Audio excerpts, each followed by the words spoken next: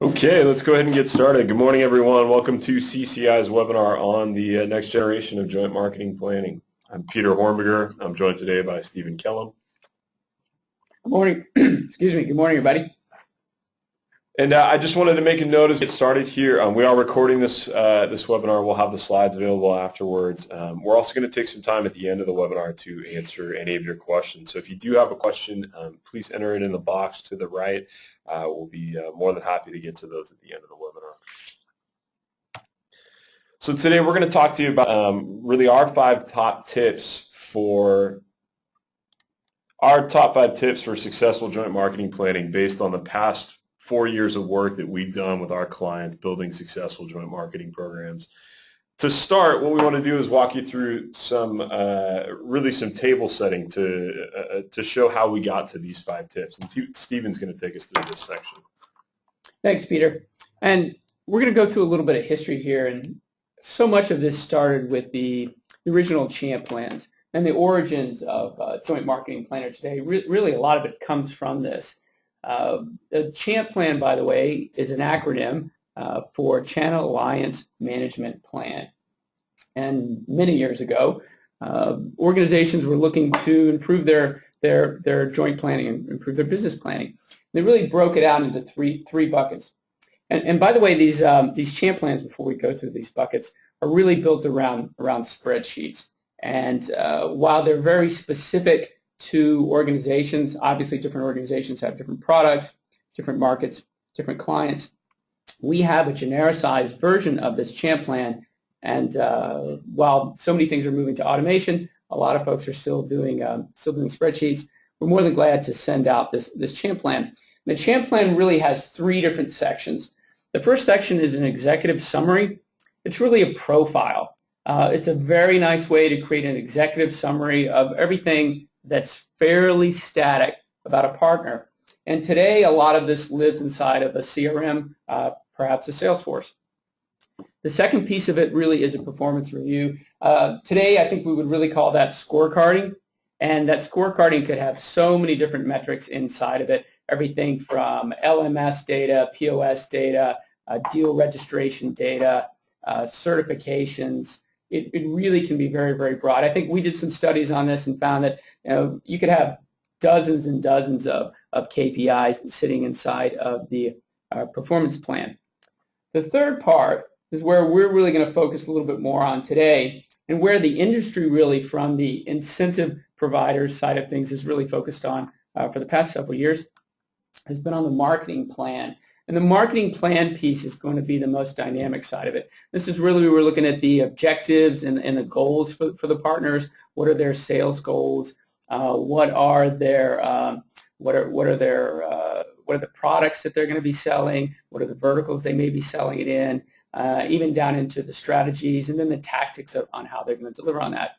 And there's a reason why, well, there's a couple of reasons why there was so much focus from the incentive providers, solution providers side on this.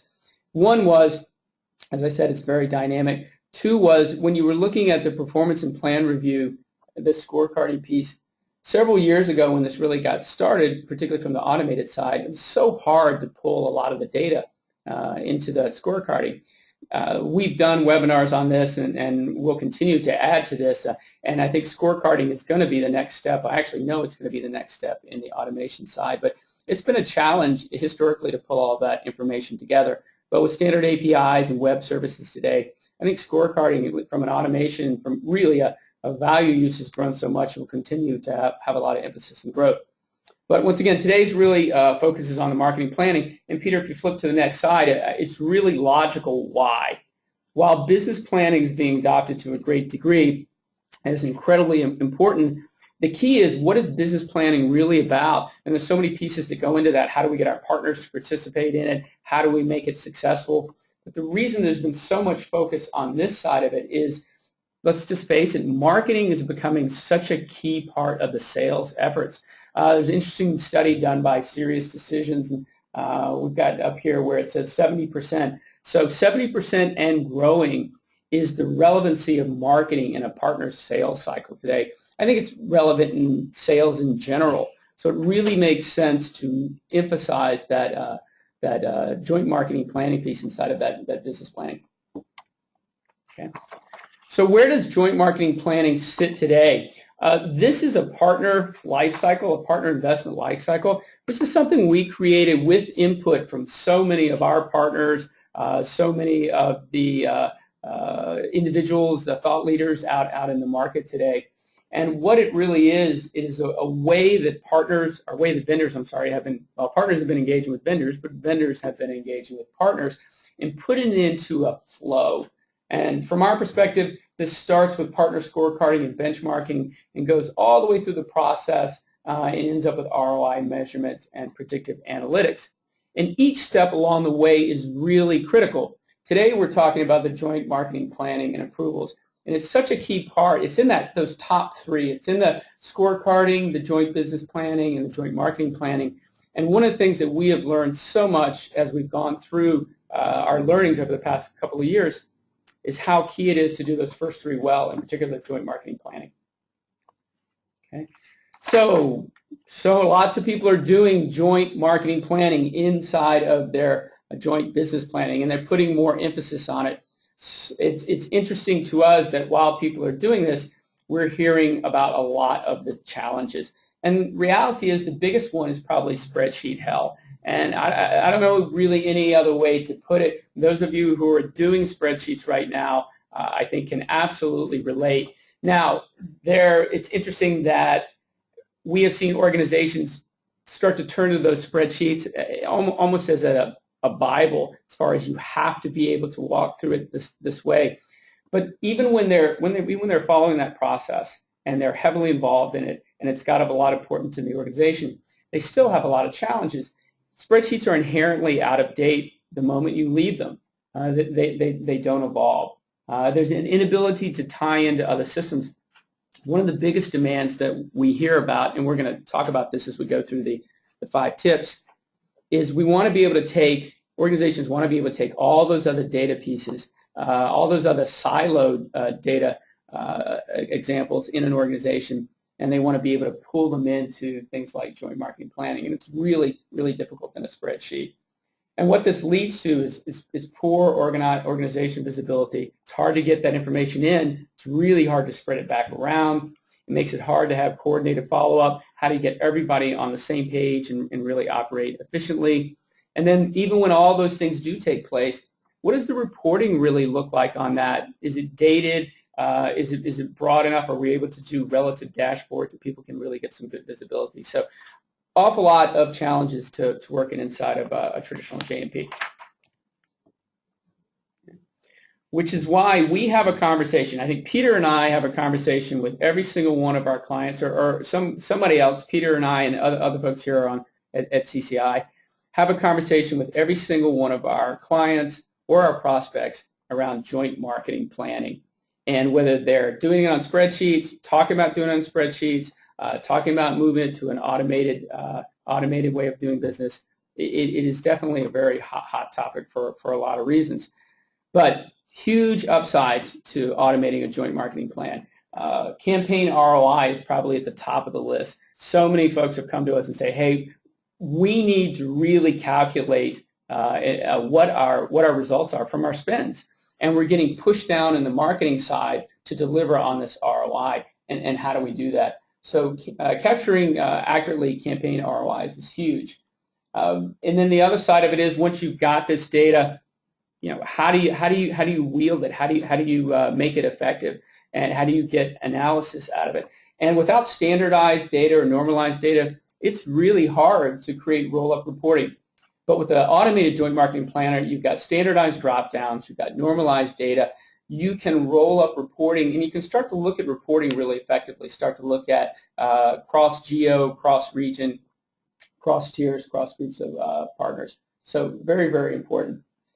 Another reason people come to us often in the joint marketing planning process with challenges is lack of ability to have agility and lack of ability to adjust throughout a plan. If you're in a spreadsheet, it's really challenging to see where a partner is or how the plan is progressing.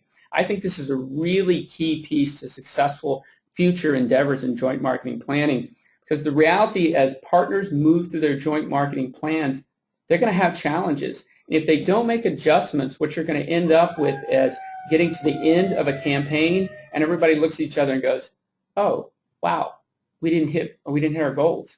And then you go back and do a postmortem and realize 50% of the way through, you should have made adjustments. So I think planning agility is a huge part of automation. And then finally, improve partner experience. Partners don't want to deal with spreadsheets.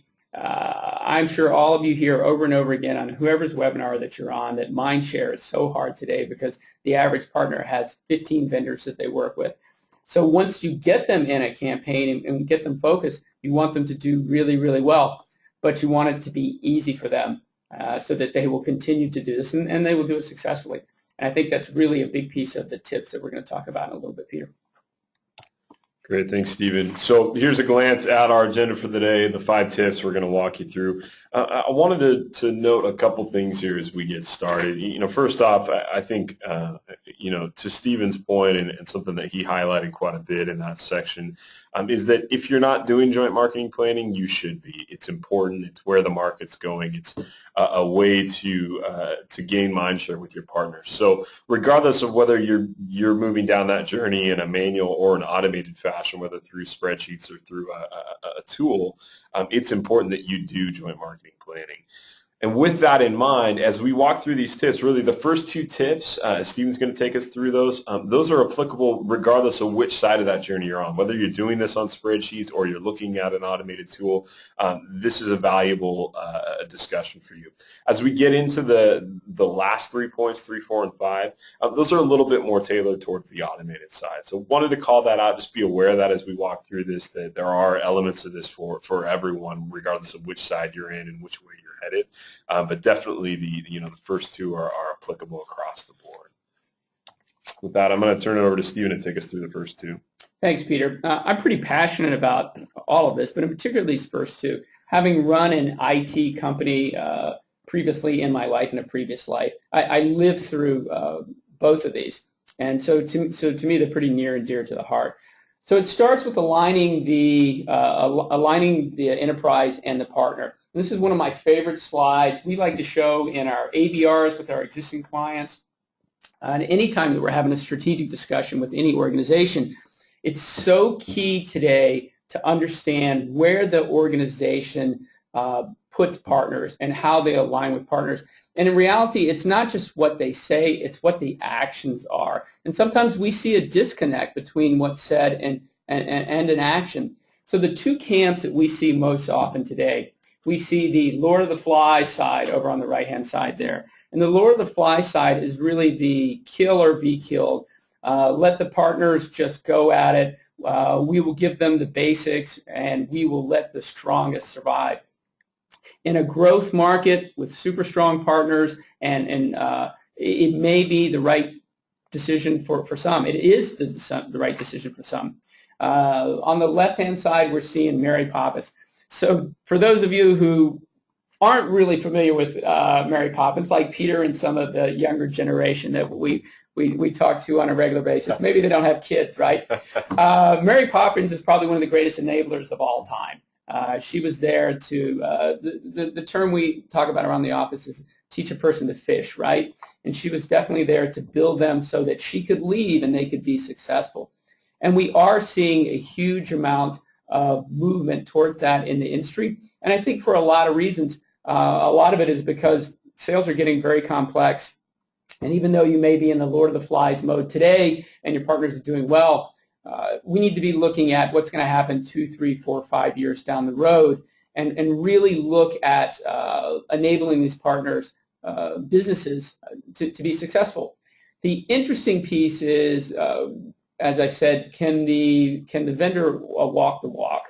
Because we've seen organizations say, hey, it's all going to be about enablement, and we're going to have you jump through, or go through the, I was going to say jump through hoops, but that is a negative connotation. We're going to have you go through these processes so you can get very good at selling. The challenge comes when the CEO of the largest partner comes back and says, hey, I hit my sales number, I'm doing great, I didn't do what I needed to do on my on all of my tasks here on my enablement pieces. Why am I falling from a platinum to a gold level?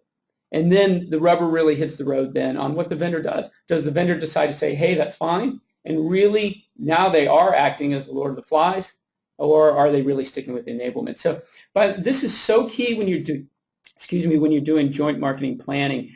If we're not really aligned well and don't have the organizational buy-in, so we're going to go into a couple slides here about the organizational and then the partner buy-in. If we're not really aligned here, and the commitment is all levels of the organization, from the executive level, the program management, and sales, and the administration, even one of those pieces is out of line and broken, it really is not going to work.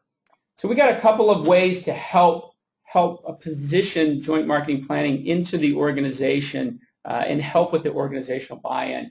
And there's lots here, but we thought we'd stick to 4 key ones that we hear most often. The first one is organizations are looking for good analysis. They want to make informed decisions. And by using a joint marketing planner, we're really creating great data points and getting great information out of that. And it's very helpful in making decisions on the spend and aligning the budgets, right, very well. And we'll talk about that in a second. The second one is better visibility. Being able to get to the point where we can get visibility, whether it's from a spreadsheet or whether it's from an automated side, you're able to get tremendously better visibility for many folks throughout the organization.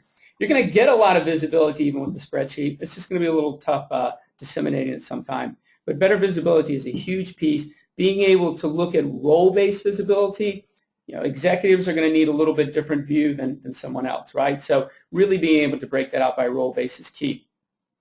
I mentioned a little bit earlier about aligning budgeting.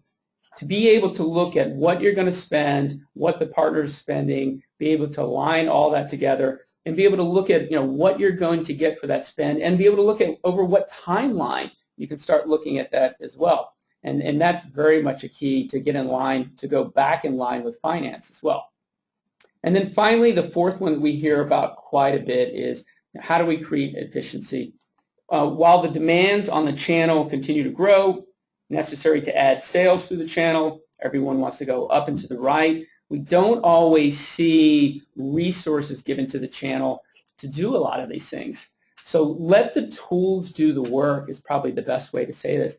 And the spreadsheet is definitely a good place to start. And if it is going to be a spreadsheet, do it in some form like a champ plan. And once again, we're more than glad to send that out to everyone. It is a genericized version, but it really lays out well a nice organized structure for the executive summary, the performance, the report scorecard, and then the marketing plan piece. Well, actually, hold on. I think Peter has a pretty good story about how this could break if someone's not in line here. Yeah, definitely. Thanks, Stephen. To this point, and the next slide that we're going to go into is about partner buy-in, but I think that there's a very important order here that you need to have the organization bought in before you approach the partners. And I say that because I come from a partner background. I spent a number of years working for a large MSP here in the Bay Area, and my job was to manage vendor relationships and do things like joint marketing planning and requesting MDF funds and meeting with reps and so forth. And I had very good experiences. I also had very bad experiences throughout that time. And one of the bad experiences I had was where a hardware vendor of ours came to me and some of the higher ups came to me and said, here's what we want to do. We want to work together as our organizations. We understand you're an MSP and you're focused on recurring revenue, and so we want to build a relationship so that we can do marketing activities together to drive more business towards you, because we're bought in the idea that if you have more contracts, that is ultimately going to mean that you're replacing more old hardware with our solution. And we said, great, that's fantastic. But then we met our rep, and our rep came in to meet with us a number of times. And in talking to him, it became very evident that he had a number over his head, and that number was surrounding how many units he could sell. And he kept coming in and pushing me and saying, well, you just need to sell more of these. You need to get on the phone and dial for dollars and do that. And as much as I tried to explain to him that's not our business model, that's not what we do, there was just a disconnect there. Now, I don't really blame him. He was a sales guy, and he was trying to succeed at his metric. The problem was that his organization had done all of this work to align with us and then sent us the guy who was not aligned. His compensation structure was not aligned with the direction that he needed to go in order to encourage an MSP. And so there was a massive disconnect. It left a really bad taste in our mouth, and we had to look at alternatives and look for companies that would be willing to work with us in the capacity that we were trying to sell and the role that we were trying to play. And so I think it's key that up and down the organization, just not from the top level, but up and down the organization, you need to be aligning the individuals that are touching your partners and then approaching your partners, which brings us to the next point. Because if there is a broken link in the chain, it's going to be very evident to your partners, and it's going to have and they're going to have a negative reaction to it. And that brings us to this slide, achieving partner buy-in. And I'll turn it back over to Stephen for this. Thanks, Peter. No, it's a great point.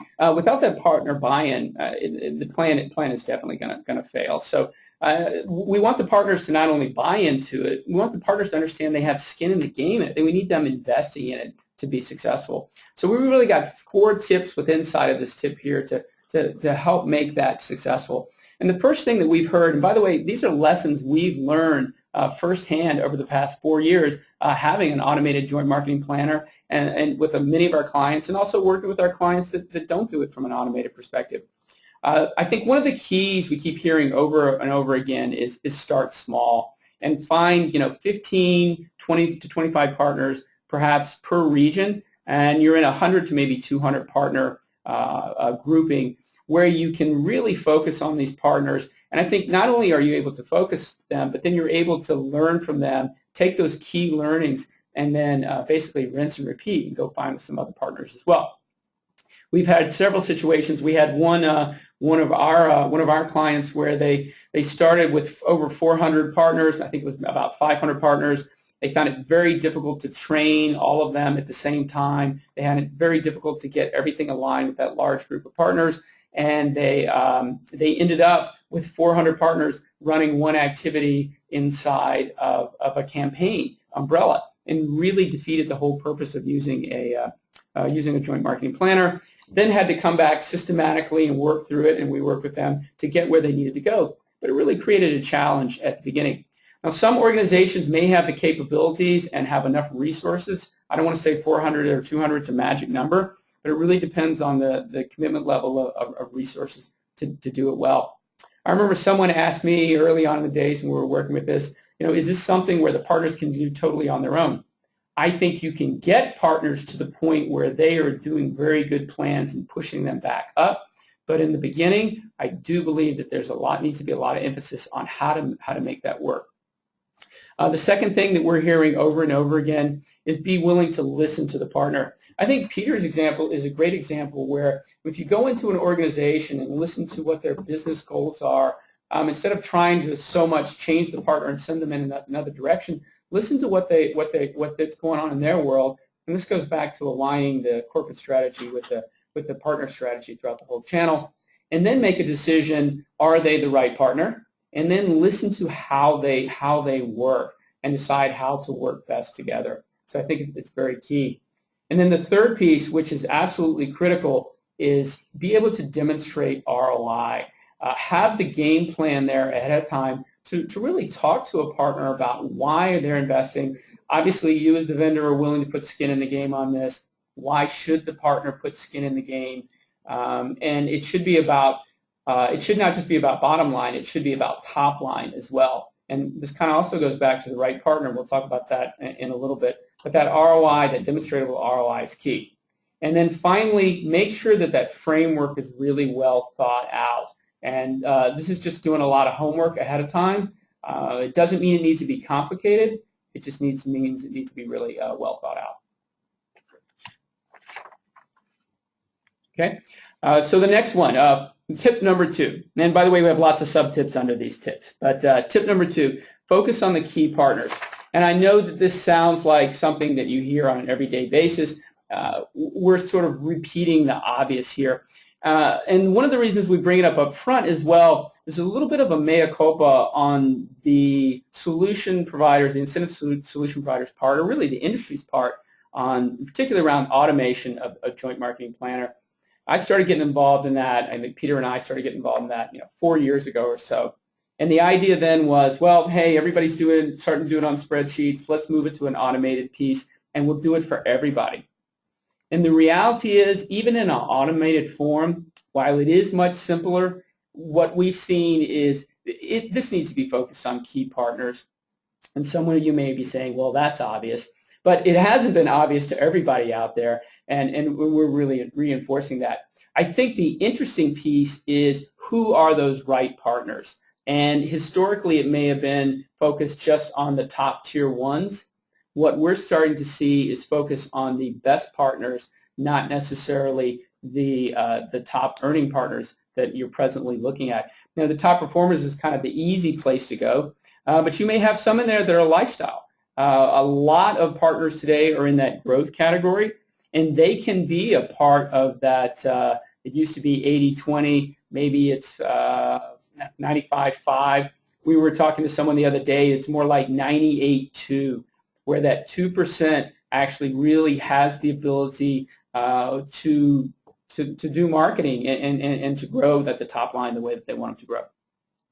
And that very much ties into scorecarding. We're not going to go into super deep on scorecarding today, but I don't think there's ever been a time where scorecarding is really more important, and not just scorecarding, once again, on what someone sells, but how they sell it, why they sell, what they sold, what the results of the sale were, how those affect both organizations, what future investments are needed in that. Once again, that goes back to all the pieces that are on that performance plan.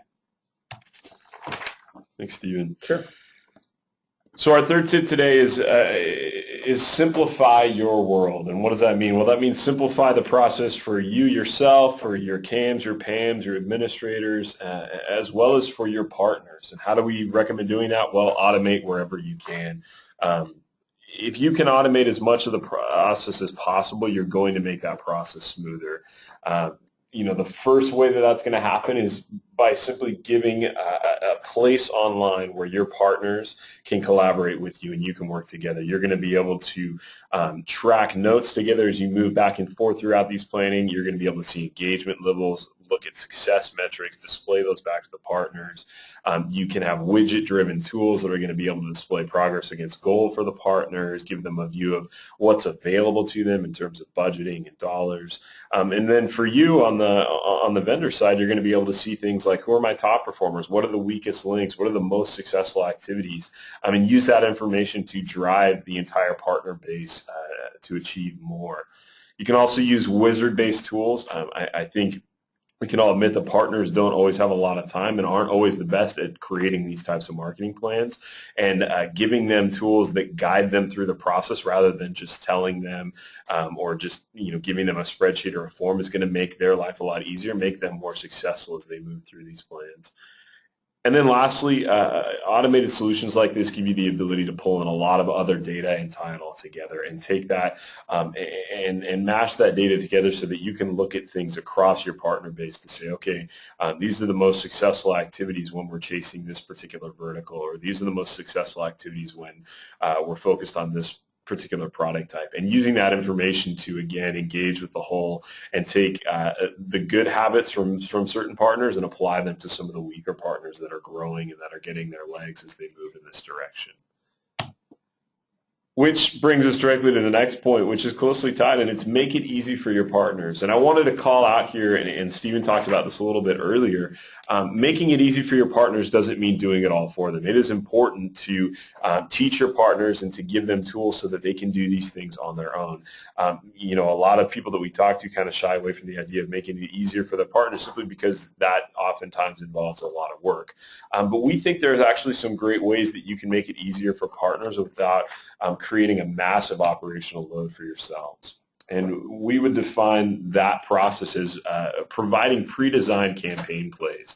You have a lot of data about which activities are successful in the channel. You also have strong marketing teams that are experienced in marketing in the channel. Your partners typically don't have either of those, and they're looking for resources to help them engage and market and sell in the channel. And what you can do is take your knowledge, your expertise, and build templates for them and give them pre-planned campaigns that say, here's a stack of 4 or 5 activities you can run over the quarter. These are the success metrics that we've seen with this typically. These are the types of returns that you can expect. Here's what it's likely going to cost you. And then with that, you're going to instantly improve the probability of success because you're using something that you know has been successful in the past. You're also going to maximize utilization because you're making it easier for the partner. They don't know which activities go together. They'd have to go do research and do interviews to figure that out. By providing this to them, you're taking a step out of it. They probably don't have a dedicated marketing department, so they're dealing with resource constraints. And they're going to have a very positive experience moving through one of these templates for the first time, and then you're going to have repeat success. So you're going to get more utilization of a joint marketing plan when you're providing a template and a framework for them to work within. And Steven's really got a great story about this, about a vendor that came to us recently and wanted to talk to us about this idea. So, Stephen? Well, it's an interesting story for sure. We literally had an organization come to us, a Fortune 100 company, and say they wanted to build a partner love portal. And we said, well, excuse me? And they said, yes, we want to build a partner love portal. We need to show some love to our partners.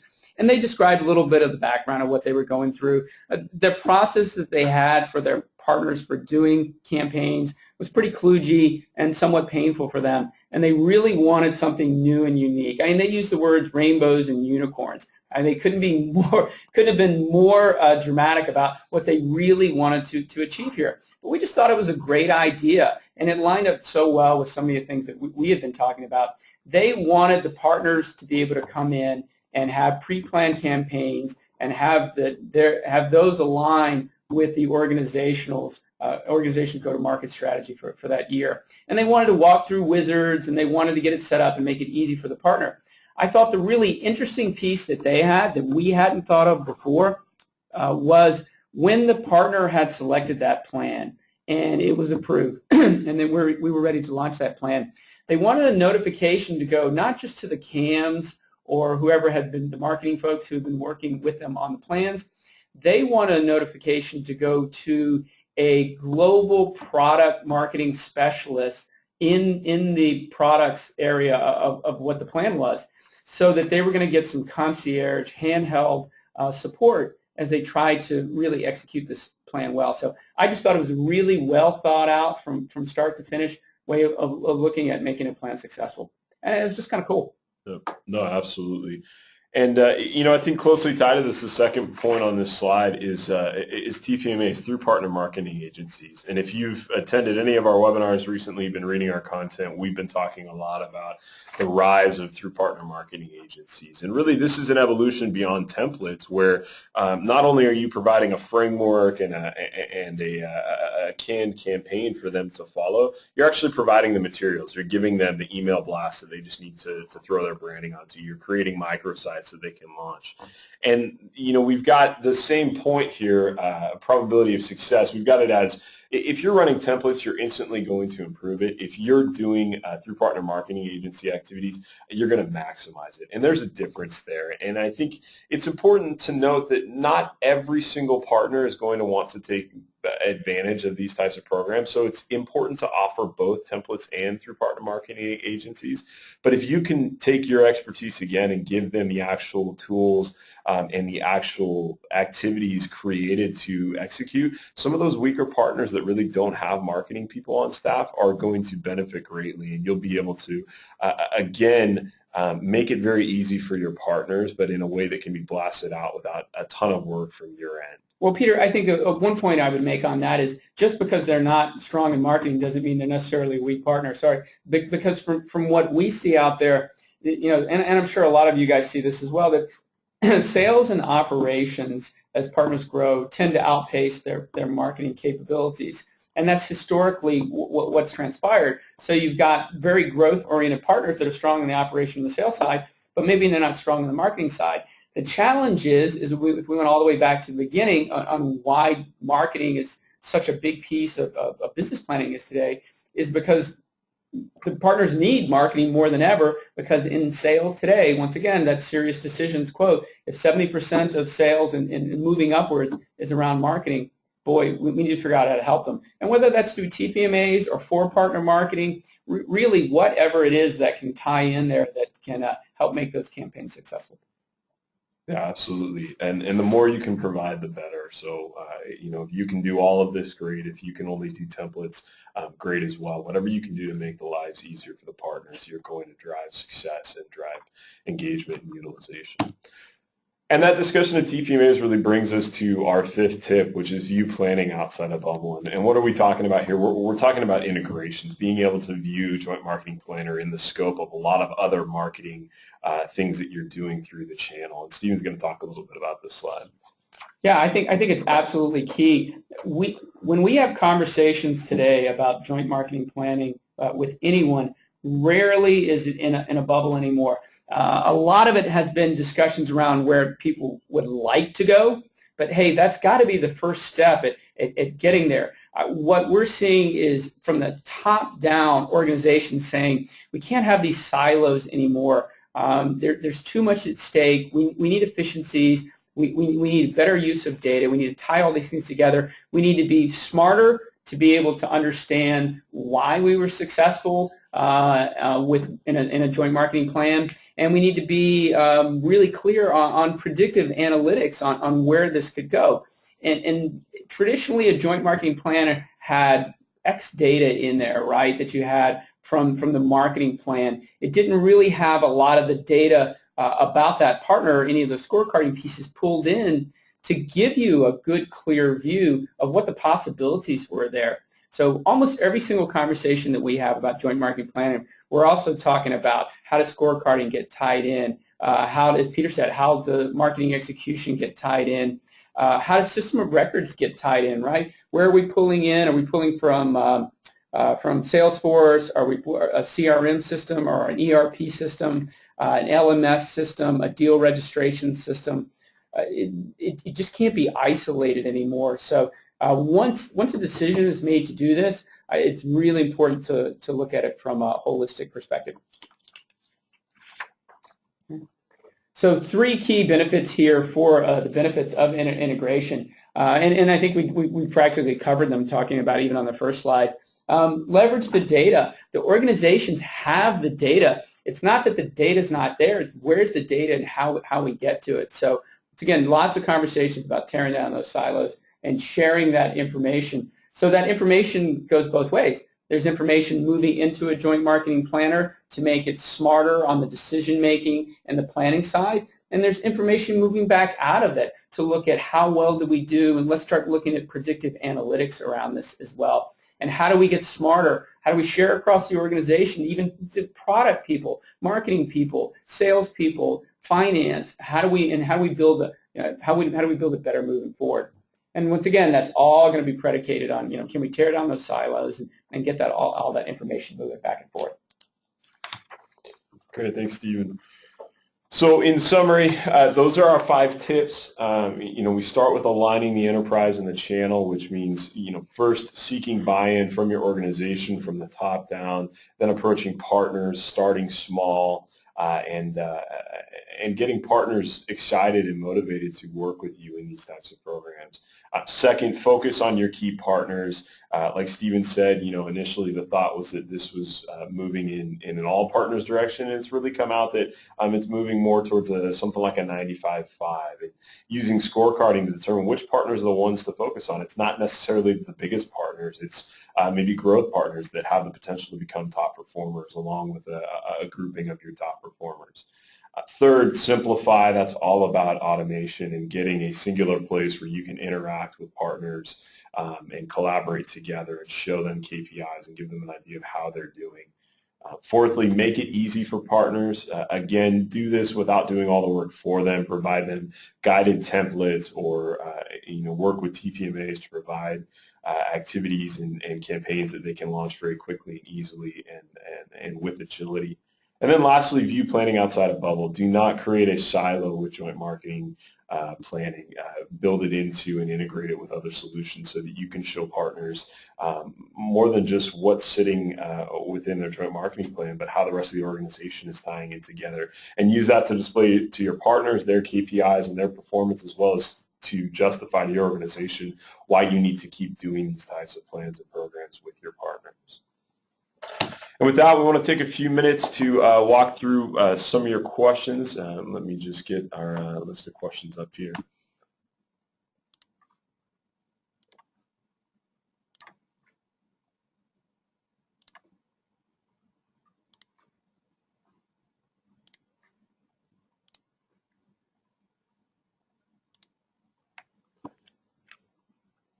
All right, so we've got a few questions here.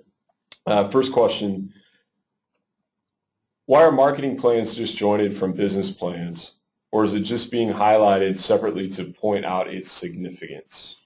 So it's absolutely being highlighted to point out its significance. We highly recommend business planning and the joint marketing side of it, planning. The point we wanted to make was it's become such a big emphasis.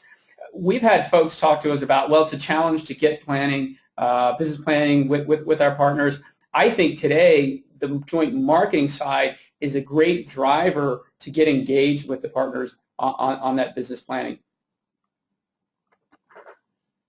Great. Let's see another question. So, a couple of people asked about just getting slides as well as the joint marketing planning template mentioned. That would be the champ plans he was talking about. Sure. Yes, I've got the names of the people that asked these questions recorded here. I'll make sure to reach out to you with those, as well as we'll have a general notification going out when the recording and the slides are up and available. Peter, we should get a clarification on that. Is that the champ plan from that template perspective, or someone looking for examples of templates to put into an automated joint marketing planner? But either way. Yeah, we'll make sure that that gets into your hands. Let's see, another question. Do you guys have any written guides on joint marketing planning that I can share with my team? So yes, we do. We have white papers and summaries that we've written up that basically a step-through process on kind of the 1, 2, 3s of a joint marketing planner. And I'm glad to share that with anybody. All right, and let's see, I think we got time for one more question. All this sounds good, but we can't get our partners to fill out anything. Where do you recommend we start? We can. That's a pretty broad question. Understanding what the partners are going through, looking at what the corporate directives are, and probably having a more lengthy conversation offline on that to kind of see what the lay of the land is, and really start to look at why aren't the partners engaging, right? And I have no idea. Is this because the ROI is not demonstratable for what what we're asking them to engage in? But hopefully we can have discussion on that and figure that out.